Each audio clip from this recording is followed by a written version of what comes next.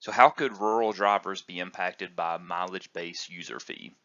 And mileage-based user fee is one term. There are multiple terms.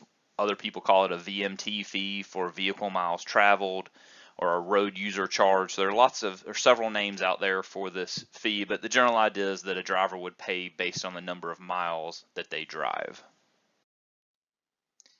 So to start with, I want to set the stage of where funds come from to fund roads and how they are allocated. So this is an example from North Carolina. The state funding provides 75% of the overall funds, and then 25% comes from the federal government.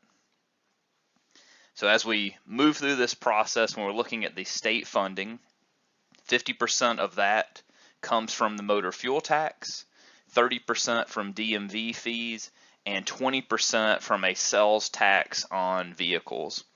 From the federal side, 70% comes from motor fuel tax, 10% comes from fees, and 20% comes from the general fund.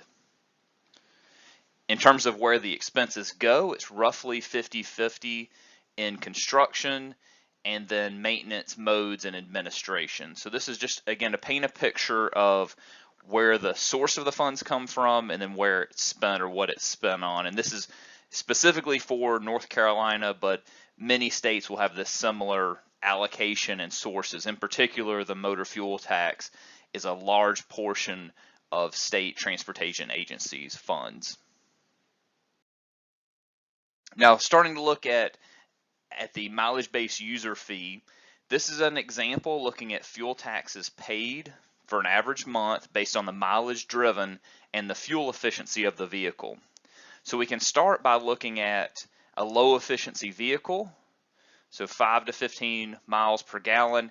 Here's the line for these low efficiency vehicles. So for 1,000 miles driven, this vehicle type is going to pay $23. Now, as we move to a slightly more efficient vehicle, which is known as just an average efficiency of 15 to 25 miles per gallon, for 1,000 miles, that vehicle or that driver is going to pay $11.50. Now moving up to a high efficiency hybrid vehicle, 25 to 45 miles per gallon to drive 1,000 miles would be $6.57, and that's what we have here. And then finally, an electric vehicle, so there's greater than 45 equivalent miles per gallon, so the gas is not needed though, and they're going to pay nothing in terms of those miles driven. Now, some states do have an electric vehicle charge that they pay in terms of their annual registration, but in terms of driving the miles, there's no charge for that because the gas tax isn't paid. Now, if we had a mileage-based user fee and all these vehicles were assigned into the same category, for driving the 1,000 miles and remaining revenue neutral, all vehicles would pay $10.45. So we can see that a couple of the categories are going to pay more. The high efficiency hybrid type vehicles and an electric vehicle would pay more than they currently are. And for our lower and average efficiency vehicles are going to pay slightly less than they would in the current fuel tax scenario. So this is giving us some idea of how fuel efficiency relates to fuel tax paid and then potential mileage-based fees paid as well. Looking at some more specific examples here, if we wanted to pull out some specific vehicle types, and this comes from the RUC West. We have a 2008 Honda Accord, a 2008 Ford F-150, and a 2008 Toyota Prius. So under the gas tax and with these given assumptions, the Honda Accord would pay around $50 a month with the gas tax, and then a little bit more with the road user charge rate of $59, so a slight increase there. The F-150 would see a decrease from almost $81 to just under $73, and then a Prius would see an increase from $26 to $48. So again, just some more examples to help us understand how different vehicles and their fuel efficiency relate to the gas tax and a mileage fee they may pay.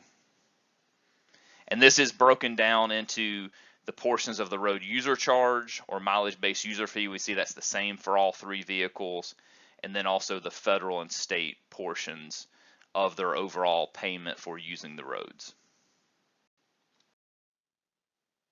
Rural drivers tend to drive more miles than their urban counterparts, but they typically are done in less fuel efficient vehicles. And so the previous information we looked at with fuel efficiency is very important to consider when we're thinking about rural and urban differences in the amount of money they pay in the current fuel tax environment and what it could be in a mileage-based user fee. So there was an RUC West study that showed that rural households would generally pay 2 to 6% less in state tax compared to the current gas tax if they were using a mileage-based user fee, and that urban households would pay slightly more in a mileage-based user fee than they are in the current gas tax scenario. And then another great study from the Eastern Transportation Coalition about North Carolina drivers specifically showed that urban drivers from the large urban metropolitan areas currently pay about $217 in fuel tax annually, and on average would pay about $17 more per year with a mileage-based user fee.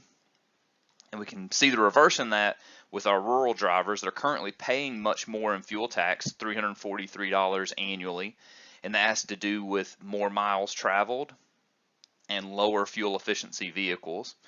And under a mileage-based user fee, on average, would pay about $17 less per year with a mileage-based user fee compared to a gas tax.